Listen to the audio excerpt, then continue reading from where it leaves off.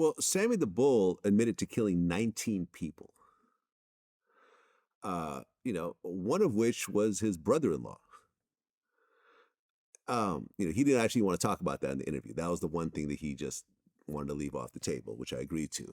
I asked him if he was a serial killer at the end of the interview, and he said, "Oh, no, I'm not a serial killer." I mean, would you consider yourself a serial killer? 19 people that you admitted to killing? Huh? Well, you've admitted to killing 19 people. You don't consider yourself a serial killer? No, of course not. Mass murderer? What? Mass murderer? I don't like the sound of that, but I mean, you can call me that, call me whatever you want. I'm fighting for Cosa Nostra. I never killed a woman, a kid, an innocent person. I kill people in the Mafia. But there's serial killers with less bodies than Sammy the Bull. How do you feel about having someone like this with such a treacherous past that ends up getting a slap on the wrist, 5 years in prison? So, how about, go ahead.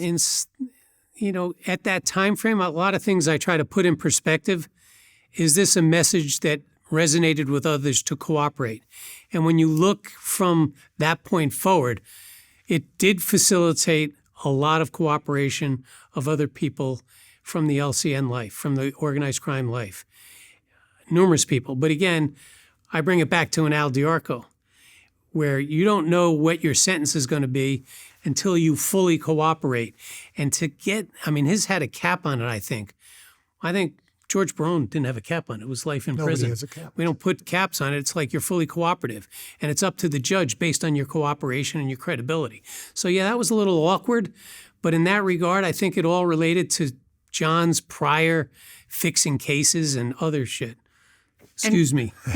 And Vlad, keep in mind, like a law-abiding society wants organized crime to disappear. It's a cancer on society. They kill people, they terrorize people, they hurt people, they impose an inflation on the rest of us, an income tax on the rest of us who have to pay for their lifestyles. So we want to get rid of crime. And what we'd love to do is get a minister to testify about the Mafia. We'd love to get women with baby carriages to come into court, testify against Mafia, but none of them know anything about the mob. So the only way to destroy organized crime, which is what we're tasked with doing, is to get fellow gangsters and haul them into court and have them describe what happened. The only way they'll do that is if they get rewarded, because otherwise there's no reason to do it. So as Mike was describing, what you're trying to do is convince other criminals to come forward and give away the secrets of the criminals. And that way you have a safer life. We all have a safer life. All of law-abiding society has a smoother, less corrupt, less fear-filled life. That's the reason why a judge gave him the sentence that he did. And the other thing that the book points out is the hypocrisy of the life, the treachery of it. I mean, to have a criminal organization that has hundreds and thousands of people attached to it to come before your blood family, nobody knows better than the gangsters in the life based on how they were treated. But not all of them have the courage to leave it. And not all of them have the ability to be honest with their children. And the book does provide a foundation of evidence of hypocrisy throughout the book, going back to the days of Luciano. And keep in mind, too, each one of those murders, he wasn't doing as Sammy Gravano. He was doing as a member of organized crime. That's what they do. He was really good at doing what they do. So you take him out, now they have one less killer to kill, right? That's what the rest of us want who live law-abiding lives. And we want to turn them into a weapon against the rest of them. That's what they do. They kill people, they torture people, they terrorize people. And the brighter ones, I think, are the ones that cooperate. They have the intelligence to sit there and think, this isn't what I want for my future, my family.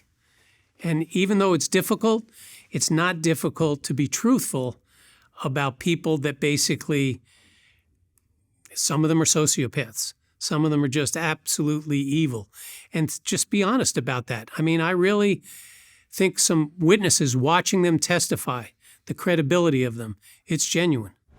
Okay, so in 1990, Vincent the Gigante was indicted on racketeering charges, but it was determined that he was unfit to stand trial because of this whole crazy routine. Yeah, for years. In 1997, he was tried and convicted of racketeering conspiracy, and he got 12 years. Now, this was not your case, right? No, that was the case where I referenced being the junior prosecutor. That was that case. I was not attached to that case. Right. Mike was taking down everybody else in the Genovese family while that was happening. I was part of the team to take down the Chin in 97.